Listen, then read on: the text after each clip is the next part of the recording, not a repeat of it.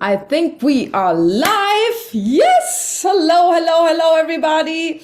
Hello, everyone. And thank you for tuning in today. Well, if there's one thing we all know is that social media is a powerful way to connect people, right? It's the perfect place to find your people, to connect with your tribe, especially when you feel like you're the only one out there. And you can just like look at the thriving child-free and even like single space we have. So, but the big question is, how do you utilize these platforms? Like, starting a podcast or TikTok, right? How do you start that? And how do you effectively voice your message, foster a community, and reach out to your desired audience? And then once you also know what your message is, how do you set the world on fire with your truth? So today I have like two special guests that have all the knowledge and wisdom about podcasts. There is like Lucy Megason. She's from the Spinsterhood Reimagined podcast. Hello, Lucy. Hey. And I have Eve Tucken. She's our child-free. She's not only just child-free, but she's a child-free. That's how I found a child-free influencer on TikTok. Welcome, both of you. Thank Let's you. start. Let's start with the podcast because I think a lot of people wonder whether they should start a podcast, whether podcast is something that they should get into, and so maybe just like introduce yourself quickly and tell us what podcast you have and why you chose this topic.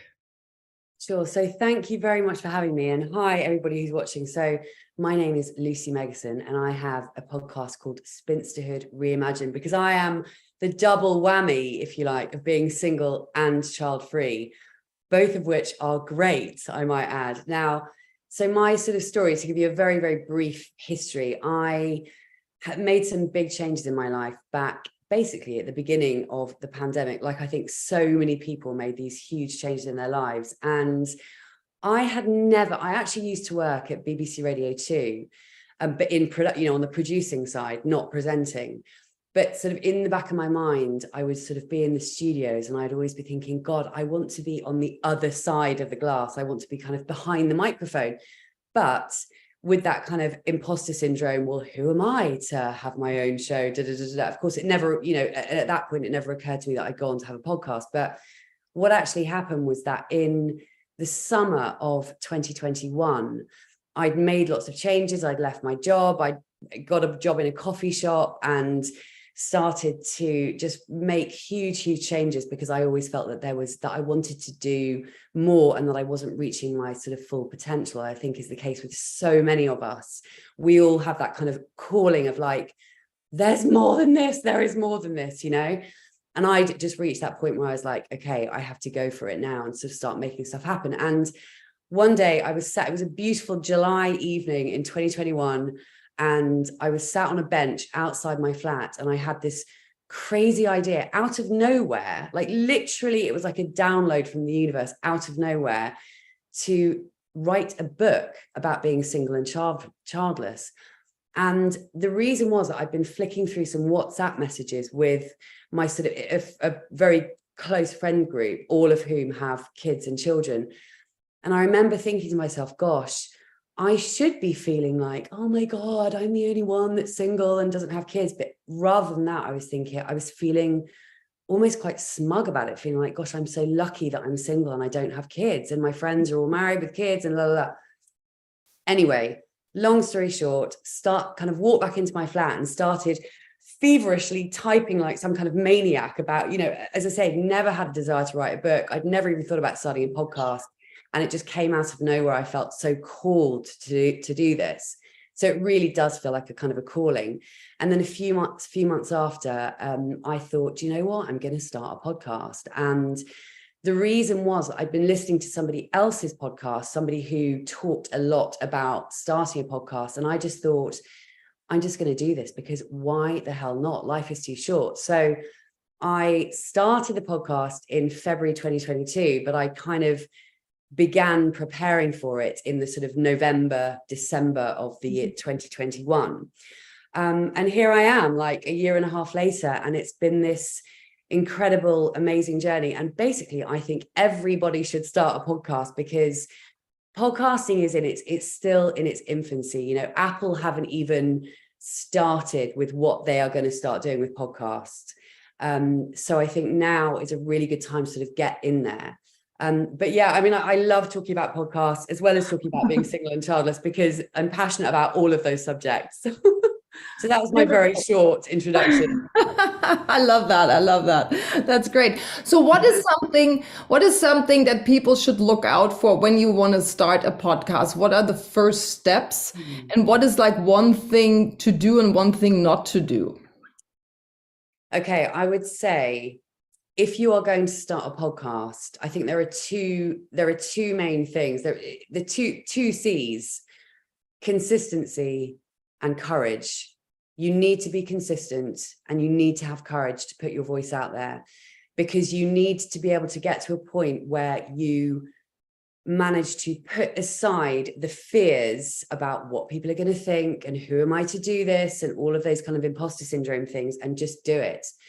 And consistency, because one thing I know about podcasts, and I'm learning about podcasts, is that I think podcasting it's a long game. So what I would say is that the do is courage and consistency, and the don't would be, don't start a podcast unless you really, really have something to say about something that you're not going to get bored of talking about, and that you are going to be able to be 100% authentic about, and you're just going to love talking about it, because obviously, you know, when you're doing a weekly podcast. But what I will say is that I think there are many brilliant reasons for starting a podcast, not least because it's something like 70% of people who start a podcast do not go beyond 10 episodes, because a lot of people start them and think, oh my gosh, this is more hard work than I thought it was going to be. So if you're going to start one, just, you know, make that decision, and don't say, oh, I'll see how it goes. Just make the decision to start it and do it, because the only way to, I think, have success with a podcast is by showing up week after week after week and year after year. And then it's, you know, and then it sort of just starts to snowball, because you do not become famous like that with a podcast unless you already have a following of hundreds of thousands or millions. And I started with 0 because I didn't even have an Instagram account before I started my podcast. So yeah, I mean, but it's such a great thing to talk about, because, and I think podcasts are one of the best thing, or the best thing about podcasts, is that you are privileged enough to be getting people's attention for up to, you know, an hour. I mean, people with big podcasts like, you know, Diary of a CEO or Joe Rogan and all of these guys who have massive podcasts, you know, they get people's attention for sometimes more than 2 hours. And the thing about it is that because you get people's attentions and they have their earbuds on and they are hearing your voice, and they basically, it builds such a great relationship with your audience, because it feels like people feel like they know you, and there's a real intimacy that you don't necessarily get with other things. Does that make sense? Totally. No, because you have like somebody's voice in your ear, you know, because I sometimes listen to podcasts and it's a very intimate conversation. You're like in it, you know, with headphones oftentimes. But so just walk us through how does it look like how much time do you need to get one episode together, just so people know what they can expect if they walk into podcasting? Yeah, I think the great thing about it is that actually you get to decide how you want to make your podcast. So if you want, and this is what's so brilliant about it, if you want, you could do a 5-minute episode once a week, which therefore would not take you very much time. I do 2 episodes a week. I have a Tuesday episode, which always has a guest, and that's normally about an hour.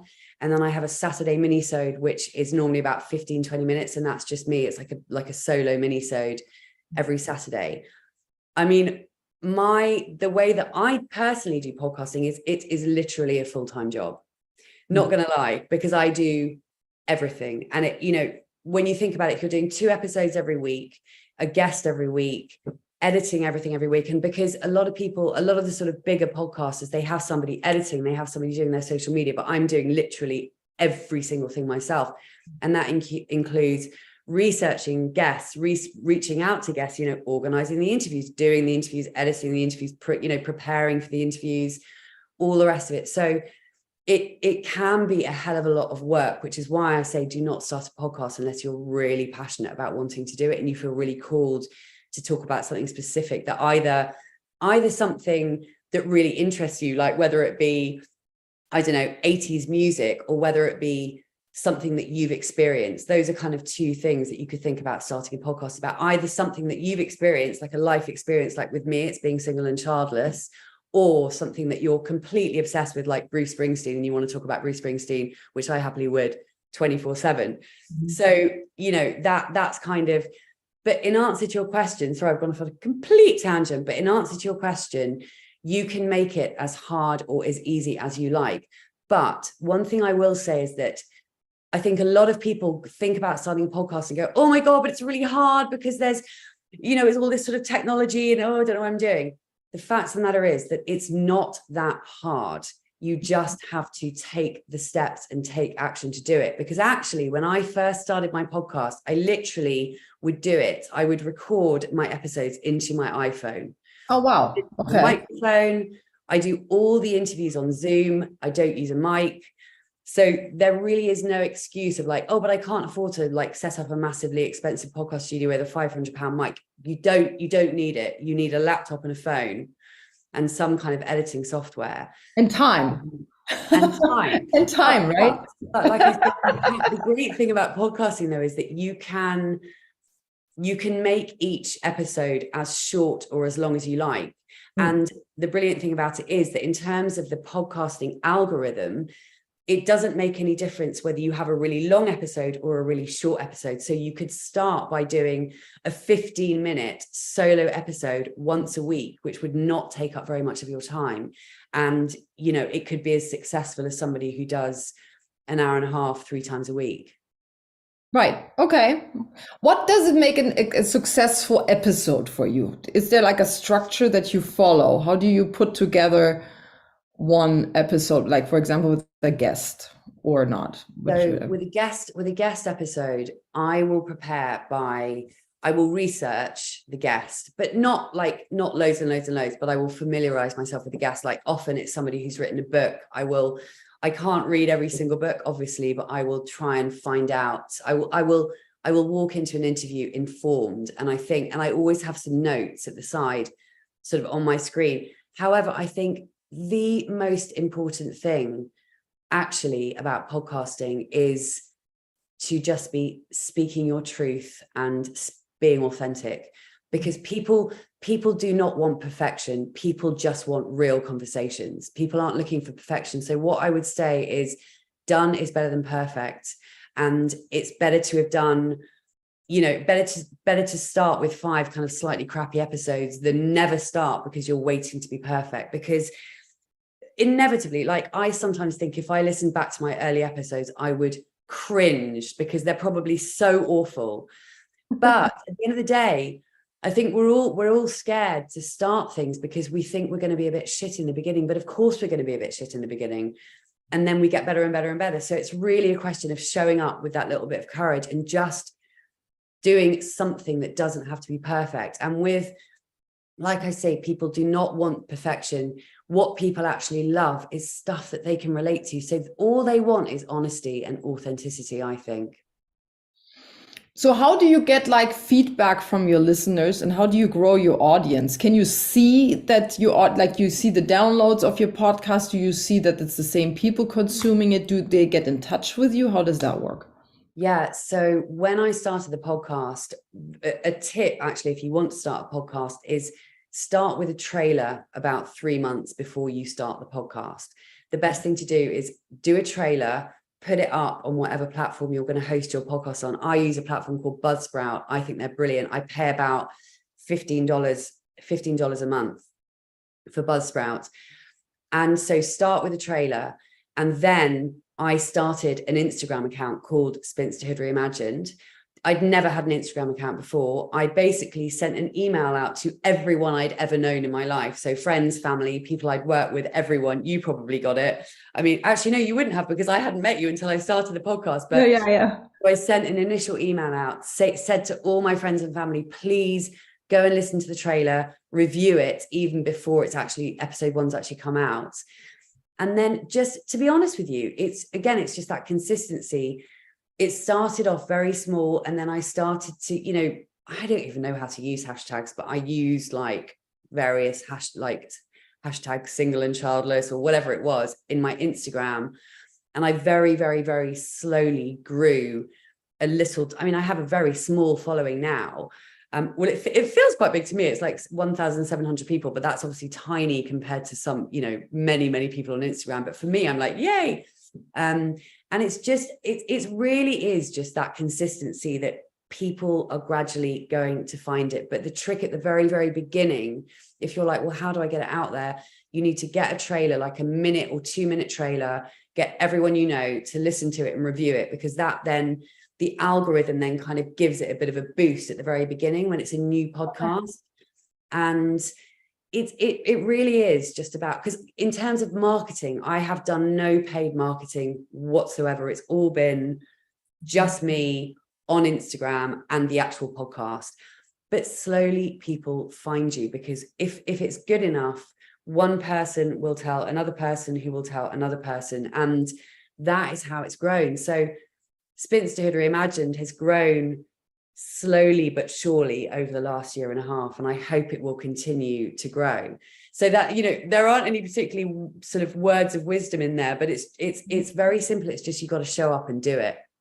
No, I mean, I see you all the time, and you've been showing up like a religion. I'm like, wow, she's on this, So because you have been consistent and you're showing up, and and also to say, we all, I think, want these big followings of millions, because you see this.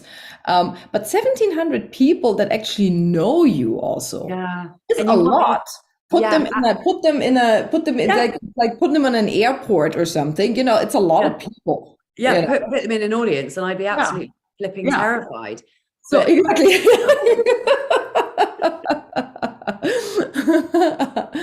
But I mean, it is. I think the key, that what you actually want, rather than a big following, is you want an engaged following. You want people who are engaged with what you're doing. How do you know that they're engaged? Do they write you? Is it because of your Instagram account? So I always give my email when I do a podcast. So I didn't answer your question actually about hearing from listeners, but I very early on started getting emails from listeners, and this, going now more into the kind of single and child free thing. The crazy thing is about this podcast, and it blew my mind at the beginning, and it still blows my mind today, is that I had all of these women sending me messages, literally from across the world, because that's the amazing thing about podcasts. People can be listening in Australia, Germany, the UK, the States, wherever, all over. And I would get so many women sending me emails saying, oh my God, thank you. You are saying things that I've never heard anybody saying before. And it was like, I realized that just by showing up and being completely honest and completely sort of authentic and transparent, that people were resonating with it, because they could just relate, because obviously the topic of being a single childless woman, I mean, God forbid, a single childless woman, it's about like 40. My body is obviously covered in scales, but it's, people were just reaching out saying, thank you so much. And actually there's kind of, I have lots of different listeners. And funnily enough, the other day, I had a message from a married man who listens to my podcast. He was like, oh my gosh, I love your podcast. I'm married and I love my wife, but I also loved my single life. So it kind of reminds me of my single life. And I've had messages from people who have just left relationships, who are looking to feel better about their single lives. And then there's a kind of a group of single childless women who already love it and just were like, yes, someone's finally saying how great it is, instead of like, oh God. And then you have the women who are not feeling great about it, who are going, okay, well, it's making me feel better to listen to this podcast because she's clearly happily living her single child-free life. But yeah, the messages that I've had from listeners are just absolutely incredible. But what I always say is, it's not that I'm saying anything particularly amazing, and it's not that I'm doing anything particularly amazing, it's just that I'm actually doing it. Yeah. Do you know what I mean? What is one thing besides don't start a podcast if you don't really love what the podcast is going to be about? What is another mistake that you maybe made that you would totally say, that's something to avoid when starting a podcast, or even when you're like in already like a while in doing a podcast? I think you have to be willing to do it messy. You have to be willing to do it messy. If you're trying to do it, and I did already sort of slightly cover this, but if you're trying to, if you were too perfect, were you trying for a while to be perfect? No, because before I started the podcast, actually the mindset that I had to be in order to start a podcast, I'd already kind of let go of perfection at that point, because I realized that I had to do a lot of personal growth work on myself before I was even confident enough in myself to start one. But I would say you have to be willing to start messy, and just, don't wait until you have that perfect episode. Just record something, because you've got to start somewhere. It really is as simple as that. You've got to start somewhere. And so if you can just pluck up the courage to put out an episode that isn't perfect, but is okay, you will then gather a bit more courage for the next one and the next one, and then you get better and you get better and you get better. And also I would say, and this is where I do sabotage myself, is that because I have a background in radio editing, I edit my podcast a lot. Like, it's like, so many kind of cuts, because I like to take out all the ums and the ahs and the, do you know what I mean? That is perfectionism, because I listened to your podcast and I could hear that. Well, and I spent too much time editing, and I know that, but it's like an illness. I can't stop myself, but I spend way more time editing than you actually need to. If you can just literally record an interview on Zoom, top it, tail it, add an intro and some music and an outro and some music, and just shove it out there. You don't have to do a massive internal edit, but that's just guilty. I tried to do this actually with the summit, because I just also didn't have the time, but because usually I do this, I started editing some of it and I'm like, no, stop, because if I start, I'm going to sit there for hours, and then just like, and I'm like, no, this is good as it is, and it's going out there. And that's a really good exercise to do. Yeah. And in terms of timing, you can, I didn't even answer your first question because I've gone off on all these tangents, but you can put a podcast, if you really want to, you can put a podcast episode up in like a few hours. If you were to just record it, not edit it, do a description, upload it, the end. Or you can spend 8 hours editing the episode and, another hour doing the description. So you make it what you want to make it, Right. What does Eve think about podcasting? Was that ever anything that you considered, but then you started on TikTok, or? It's actually really funny that Lucy said so many things that also apply to TikTok. I feel that I run out of tips and everything now, because anything you said, be super authentic, be relatable, all that applies to TikTok as well. I did actually, like, podcasting was something I thought about for a while, but I felt the same. I was like, oh, there's too many podcasts. Like, what do I have to say? There's nothing more I can add to the podcast world. So I've not done it yet. Maybe I will sometime, I don't know. But I think podcasting is, to me, also is super personal. Like, I enjoy listening to podcasts when, I don't know, I don't feel so great, when I need some alone time, like when it's super noisy, I put my phones on, and it's like a comfort blanket. So I feel the connection to podcasters, even if you, like, well, I mean, sometimes now you can see them as well, or when you follow them on Instagram, I think the personal connection is also there. But I do feel podcasting, to me, listening to someone talking about something important is super, super soothing, and I love it. No, me the same. I think it's a very special medium, and that of the intimacy is absolutely, that also gets the connection. So last question that was also from that I got from one of our audience, and she sent that in, is like, so how do you monetize a podcast? You know, what is the end game with a podcast? Where can you go with a podcast? I mean, I know we know from big ones, but what is your experience, Lucy? Well, this is a very good question because this is my opinion, and I'm not the expert by any stretch of the imagination. But from what I like, for example, I don't yet have a sponsor. That's partly because I think it's probably not big enough yet to have a sponsor. It's also partly because I never seem to get the time to reach out to sponsors and try and get a sponsor, because I just haven't kind of found that time to put that work in yet. But the great thing about podcasting, I think don't go into a podcast thinking, oh, great, this is an easy way I can get a sponsor and I can, monetize it and do this, that, and the other. I think it works very differently with podcasting, unless you already have so many followers that you're going to get, thousands and thousands of downloads a week from the off. But what is so brilliant about it is that podcasting can lead to so many other things. And for me, it is opening up doors. Like I'm not allowed to say anything, but there is something going on with another project that I'm working on that I'm not actually allowed to talk about yet, which is ridiculous. But something relatively big that has come out of having a podcast. I've also started a membership, which is a way of monetizing a podcast. So I'm monetizing it indirectly through that. So that the thing about it is, rather than just thinking, okay, podcast equals sponsorship, because I think that's the way that people think most people would think about earning money through a podcast.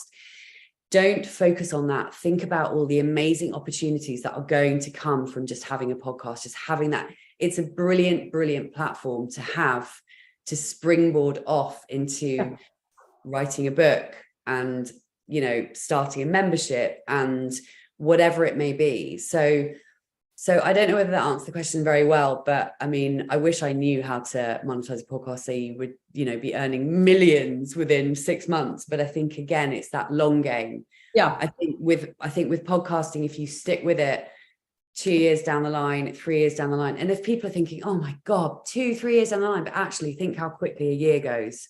Absolutely. And also the time's going to pass anyway. So what are you going to do? Either you can think, oh my God, it's just so long. Or you can think, there's nothing else to do with podcasting.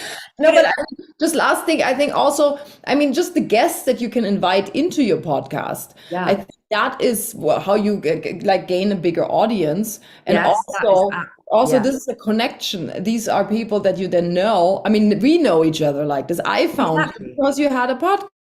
I wouldn't have found you otherwise. I found Eve because she had her TikTok video out. It's the way when you look for somebody, that's how you find people. Otherwise, you're invisible. So I think that is probably to have that is the biggest win also. Yeah, you're absolutely right, because of course every guest I have on my podcast, they put it on their social media. So you are getting in front of, I didn't even think to say that as an answer, but yes, you're getting in front of lots of other people's audiences, which can be incredible. And it's just, you never know what it's going to lead to. You never know who's going to hear you and think, oh my gosh, I actually really like the sound of that person. And so, it opens a lot of doors for sure. All right. So let's get over to TikTok, which is like the newer platform, which is like for people like me.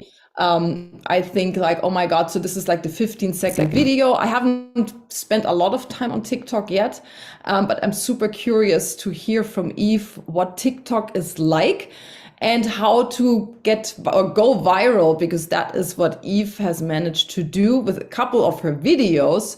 And so maybe you can just like say a little bit about that. Well, sometimes I don't know why things go viral either, to be honest. But yeah, so hi, I'm Eve. Hi to everyone who's watching, listening, whatever. I've been a social media manager for 8 years now. So I've done pretty much everything on the other side. I've done influencer marketing and all that kind of stuff. So my story is kind of a bit like Lucy's as well.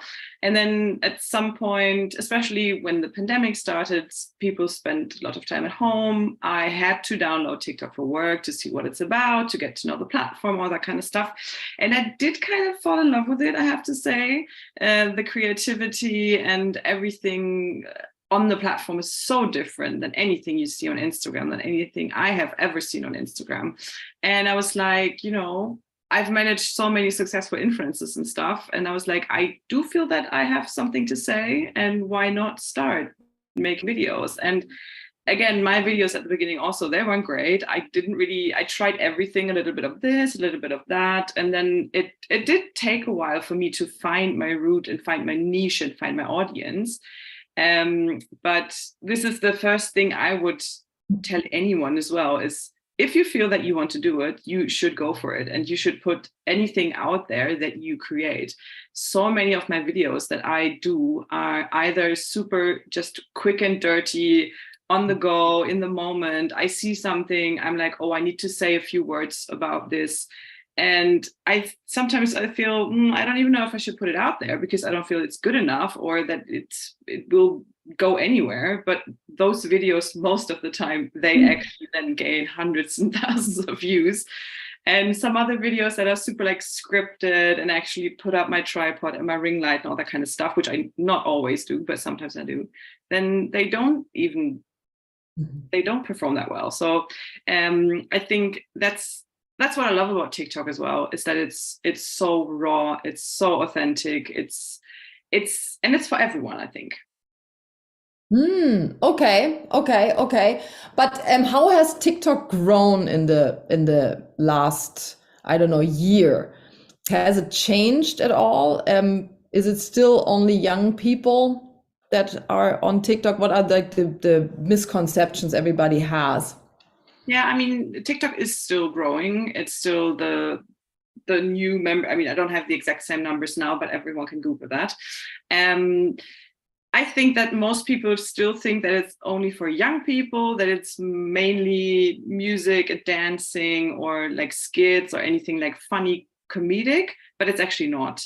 It's anything and everything you can think of is on TikTok. It's like, I don't know, I follow, for example, a drag queen who does math. I follow people that rate sinks. I follow book talk. I follow cooking talk. I follow clean talk. There's something for everyone there.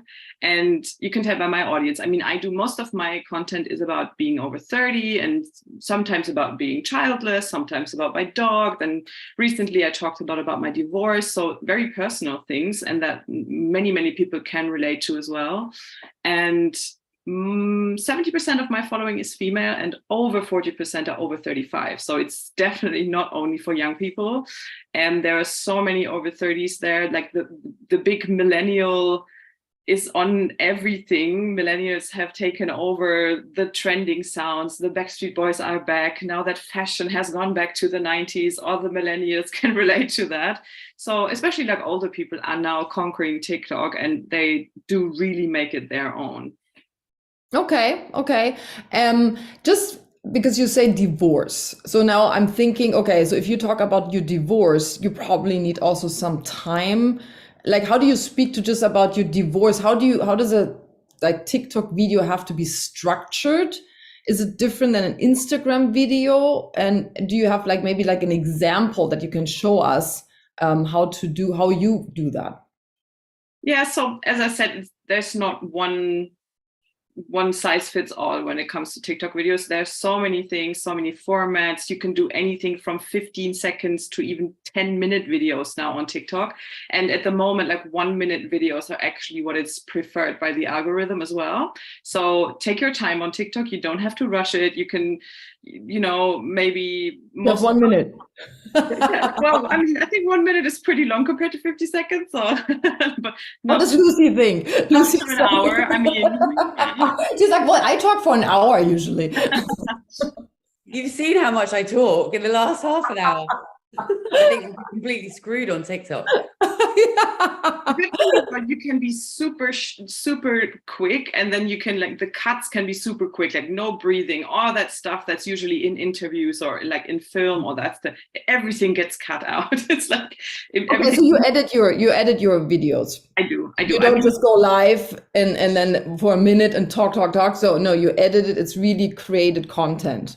Yes and no. Some is, some isn't. If the topic is super interesting and if the engagement is high enough, then it doesn't matter. You can do something in your pajamas in your kitchen and it will explode and go viral. But usually, because the hook is super important on TikTok, because the attention span is still very short. Like, you scroll through it and you see something you like, and then you watch it even for a longer period. But you have to have a strong hook. That can be anything. Most of the time, my videos are something, they add value. And that's the most important thing. You have to add value. Like, why should the person watch your video? There's so much content there. You can scroll for 2 minutes and see 1,000 videos. So why should the user watch your video? For example, like you asked my divorce video, for example, I talked about like how much was my divorce. This is something people want to know, it's like you can Google it and then you find something, it could be anything from 2,000 to 10,000 euros. But I actually talked about my situation. I said, well, my divorce was, 3,600 euros. So it's actually something people, then they get some information that will be important to them and that actually means something to them. It's not just some random, I talk about like a range of stuff. So I talk about very personal and very direct stuff. And another thing that I can show you in the video that went viral, I can share my screen so everyone can see it. So I think the first thing you will notice is the setting. So this obviously is, yes, I do have a little microphone, so the voice can be heard clearly, but you don't need that. I record everything on my phone. I don't have like a camera or anything. And I'm just in shorts, in a t-shirt. This is my living room. I'm obviously hanging up my washing. So this is the authentic side of TikTok. You can do it in your kitchen, in your office, outside. It doesn't matter. So the setting is very, very flexible. And then I start with a hook that is not only in speaking, but also in writing, which is very important on TikTok as well. Most people will watch TikToks with the sound on, but still it's good to add text in it. It's good to do subtitles, because then again, that's also something that's very important on TikTok, is like SEO. And then the algorithm can categorize your video better. So it's always a plus to put anything that has to do with the contents of your video on the video in writing. So for the non-German speakers, this is 5 reasons why I don't want children. So this is obviously, everyone knows what to expect from the first second. They see I will list 5 reasons. So this gives people a reason to stay tuned throughout the whole video, which then it's like YouTube. If the retention on a video is longer, the algorithm will favor it. The more people watch it, the longer they spend on your video, the longer they spend on the platform. Obviously, that's what TikTok wants.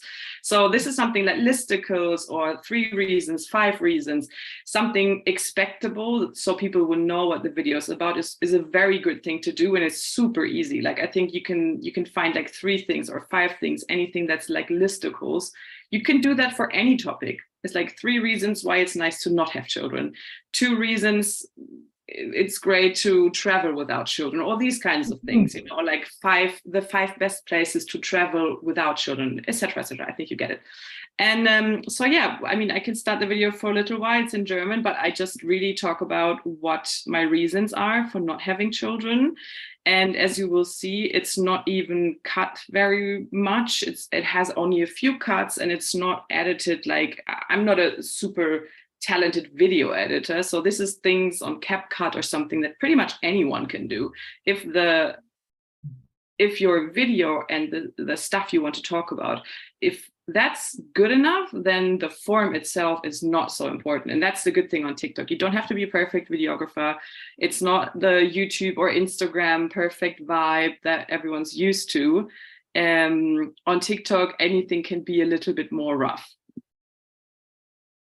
die keine Kinder in diese Welt setzen möchte. Jetzt mit Mitte 30 werden die Stimmen, die mir mit Anfang, Mitte 20 immer noch gesagt haben, warte ab, bis der Richtige kommt, deine Entscheidung, das wird sich schon noch ändern. Die werden zum Glück immer leiser. Surprise, surprise, ich werde dieses Jahr 35 und ich will immer noch keine Kinder haben.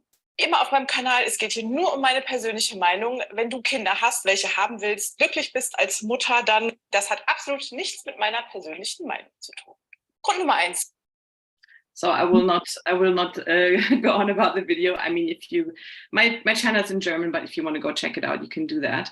But I want to talk about a little bit I never really planned on putting that video out or putting anything about being childless out, because that's not really my main focus. Like, obviously I'm childless and that's my life, but I never thought that it was so important. And I was like, okay, why not? Let's put that video out. And it has almost 200,000 views, and you can see it's like 1,400 comments.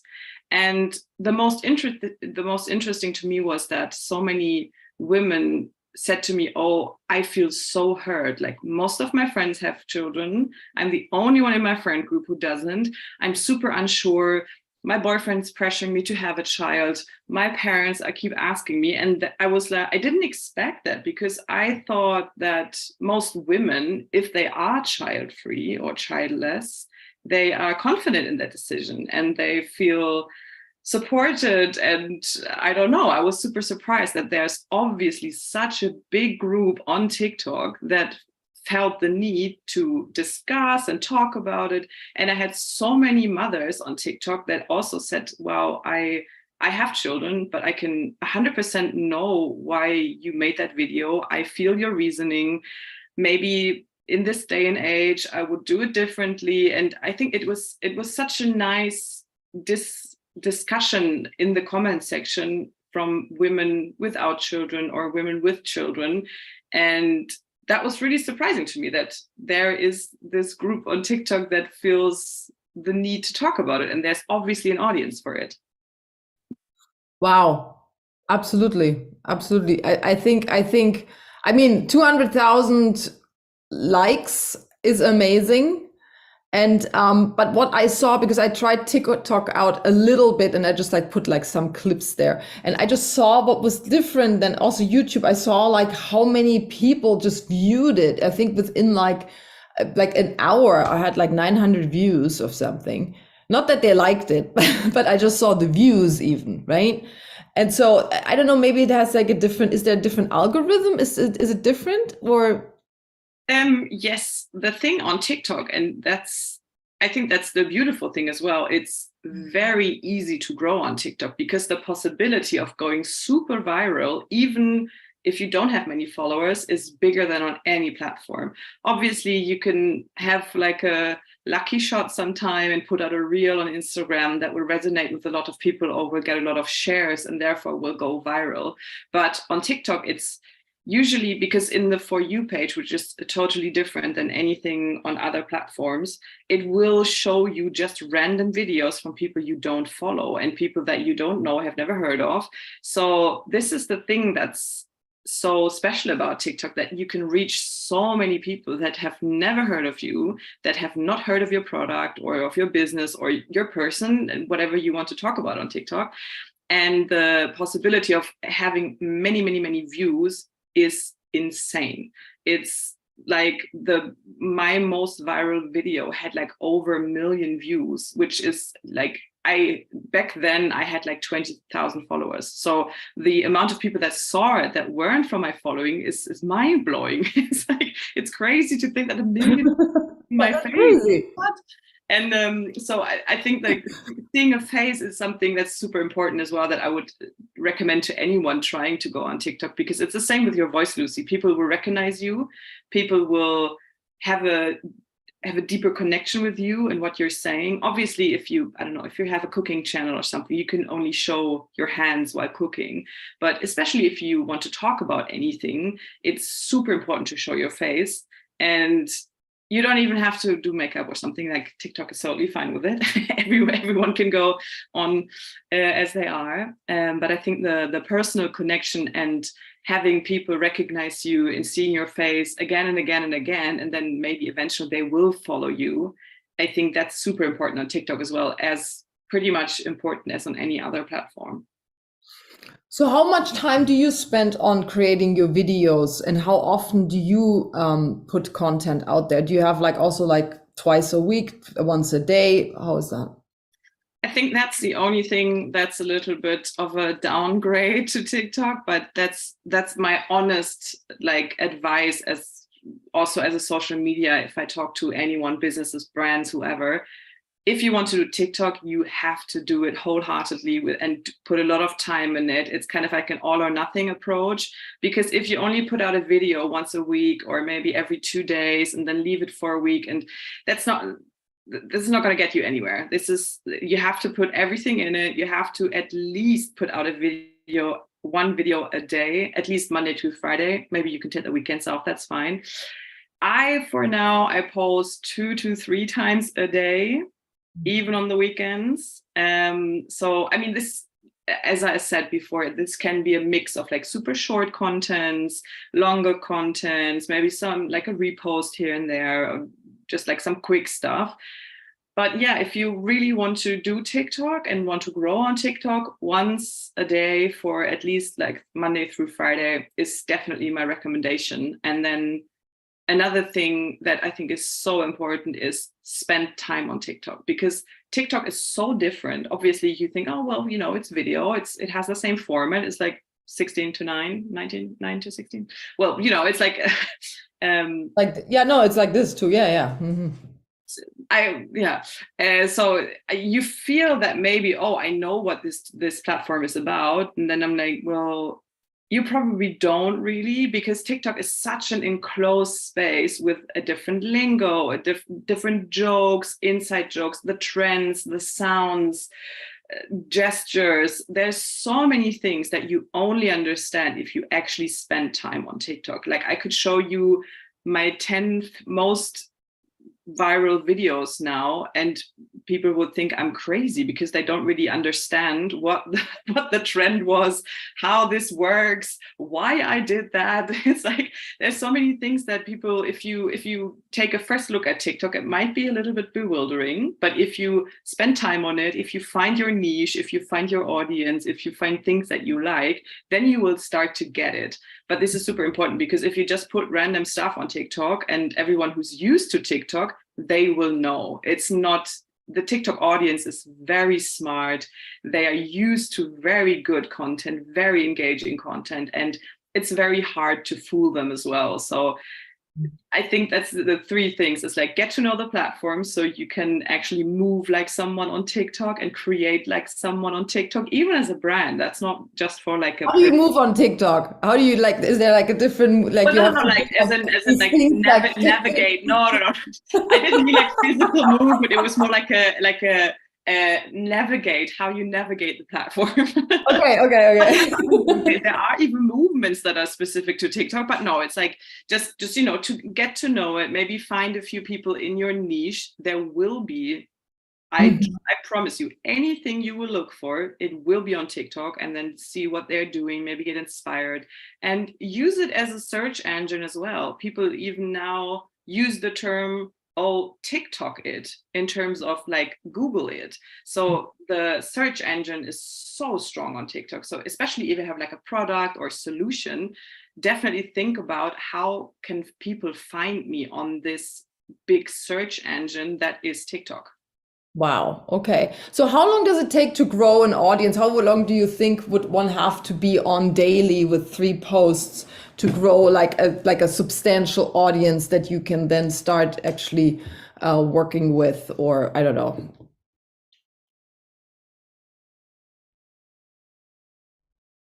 Oh, she's frozen. Oh. Yeah, she's frozen. I'm back now. I'm sorry. You are. Yes, sorry. I heard that you said how much time you have to spend if you want to put up. Like if I start now, if I would start now, I have 0. I have like 1 follower. So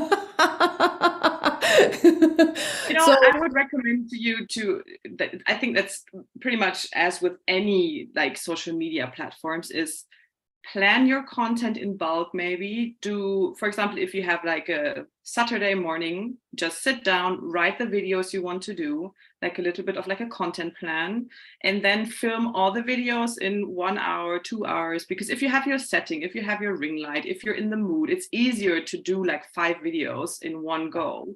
And then you can cut them, and then you can spread them out through the week.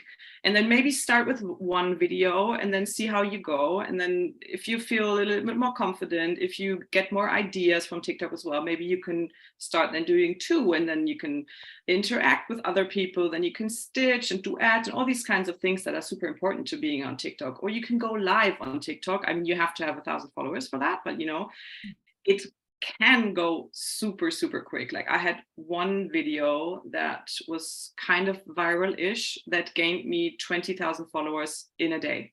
So it's the prediction of how well you can grow on TikTok is super hard to make, because obviously it can be a little bit slow, but if one thing clicks, it can go super fast as well.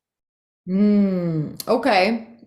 So, but like if you had to, is it like podcasting? Is it like, of course, everything you invest and it should be for the longer run, right? Because I think all these things are. But is it like, I think in like, even if you want to grow a YouTube channel or something, people say it's like, you know, you have to invest almost like a year and a half to be on this every day also. Is that like the same? I think a year is always a good thing, because I think a year gives you a very good, like you go through the seasons, you go through all your personal stuff, and then you can tell, okay, like maybe what times work best for me, what kind of content works best for me, because this is like a trial and error situation at the first. Obviously, if your niche, for example, is child-free or being single in your 40s or something, you have that from the start, but some people don't have that. So you should definitely give yourself time to explore and to find your niche, find your formats, like, and also find out how you want your content to look, and then grow on that, get better, get more confident. And I think that always takes time. So a year is obviously, I think for TikTok, a year is a good amount of time. 6 months is probably a line where you can kind of feel that if it's going in the right direction or not.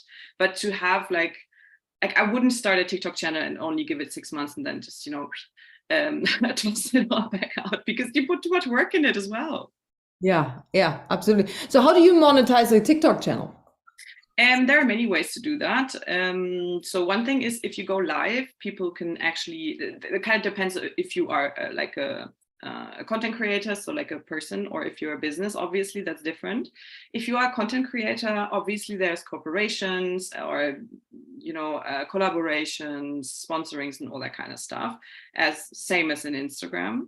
And then you can go live and people can actually gift you gifts that then you can convert back to money, which it's super playful, and that sometimes if you're over 30 feels kind of weird, but this is how the lives work on TikTok. The same on your videos. If you have over 100,000 followers, which is obviously like a big number, people can actually gift you money under your videos. Then there's paid series. You can put up series that are under like a paywall. So it's kind of like a subscription kind of thing. You can do that. And then there's something called the creativity program. It's the creator fund, which kind of works like YouTube, where you actually get paid per view. Obviously, there are like technicalities behind that. Like it's only for videos that are over a minute, and it has to be original content, but you can actually make money from your content as it is. Wow. Okay. And what are you using, since you had like, I don't know, for example, like 1 million views? Is it that you then talk about your services also, that because you are an expert in branding, right? You do a lot of branding and help people with their content creation. Is that what you then offer, or? For me, I don't do that. For me, TikTok is still only like my personal playground, where I put my thoughts and my ideas and sometimes my fun shit, or my, I don't know, I don't feel good, or talk about my mental health. So this is like just like a personal playground. So I'm like a 100% a content creator or an influencer on there. It's a bit different on Instagram, or I use LinkedIn, or those different professional platforms. But you can do that. Of course you can, 1,000%, just because I don't do that.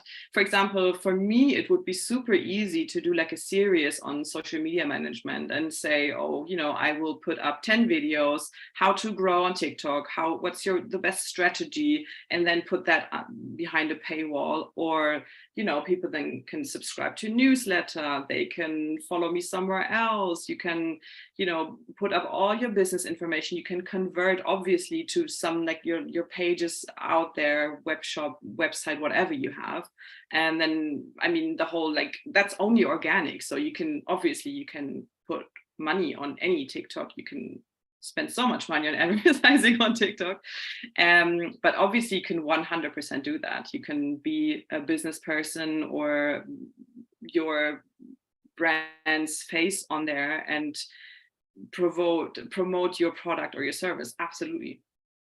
Okay, so this is cool. So you're like a real hard TikTok girl. TikTok. Yeah, I love it. It's my most. I'm very passionate about it because it's so much fun and it's so creative. Wow. All right.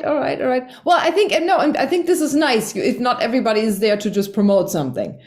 Yeah. And to be really doing it because they want to do that, right? Because sometimes it can feel like the Facebook, for example, sometimes can feel like you're just like, because there's so many ads on there that you have to see that you don't even know where your friends are in between.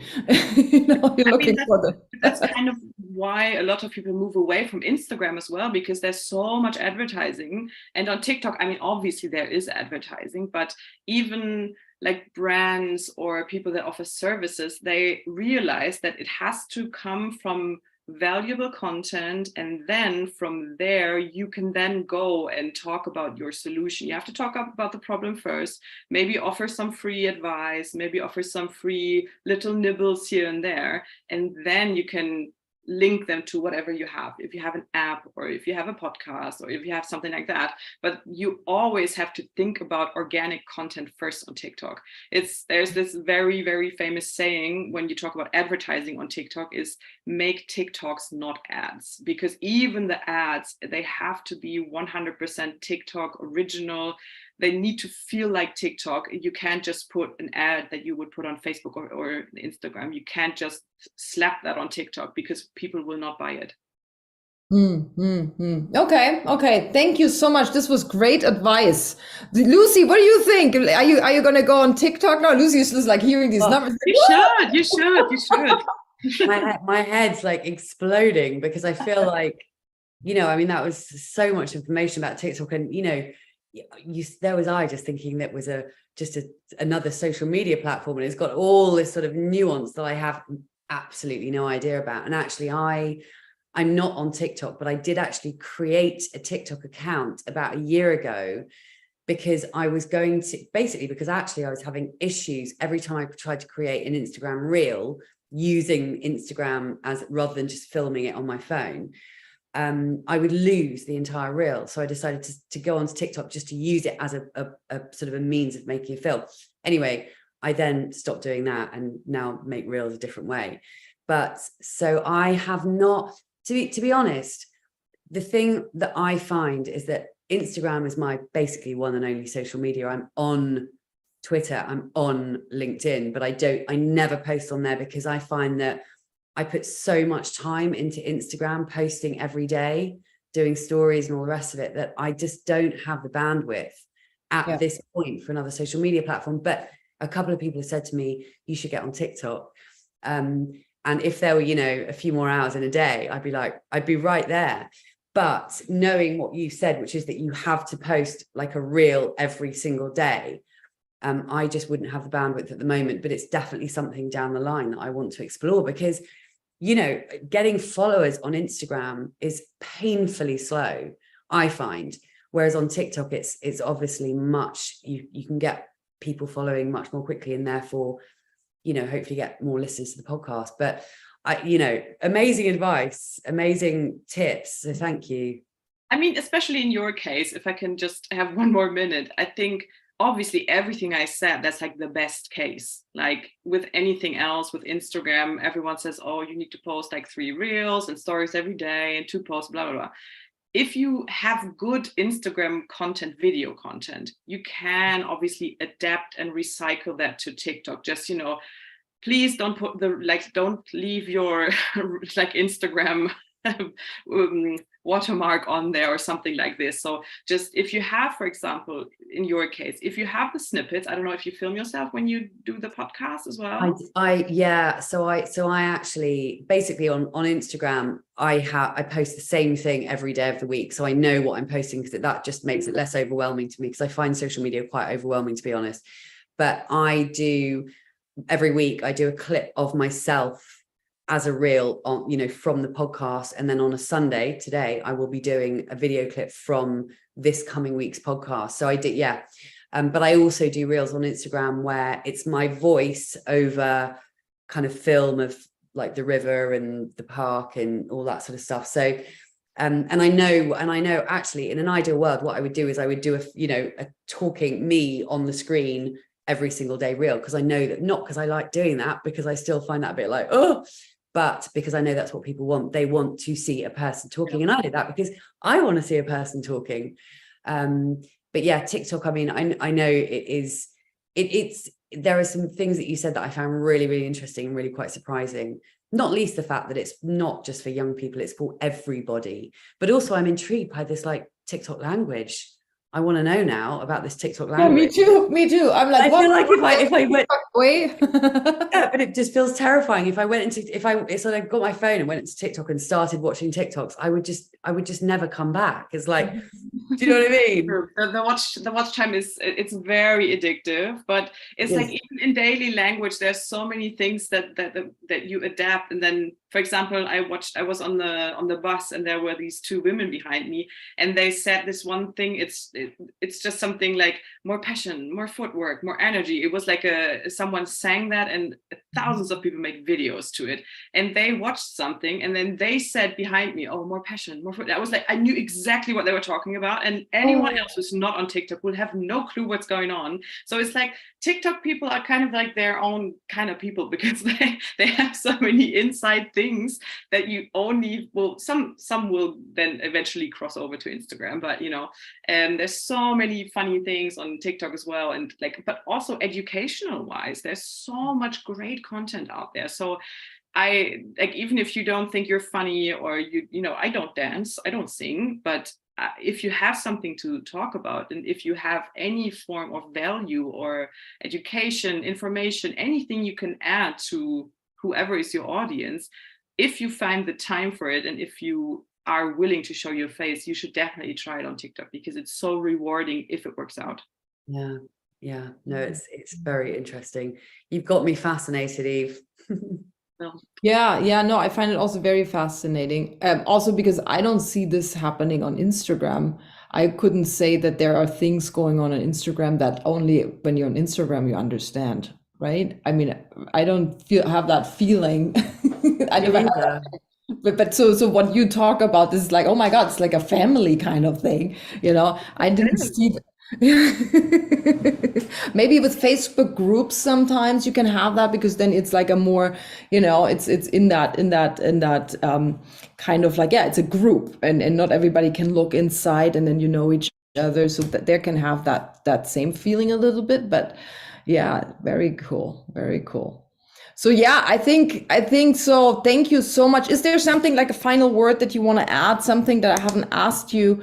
How can we get in touch with you? How can we find you, Lucy, and Lucy, of course, through her podcast, but maybe both of you say that and say what can people ask? What can people want from you? Thanks, Andrea. So for me, my podcast is called Spinsterhood Reimagine. You can find it anywhere you listen to podcasts.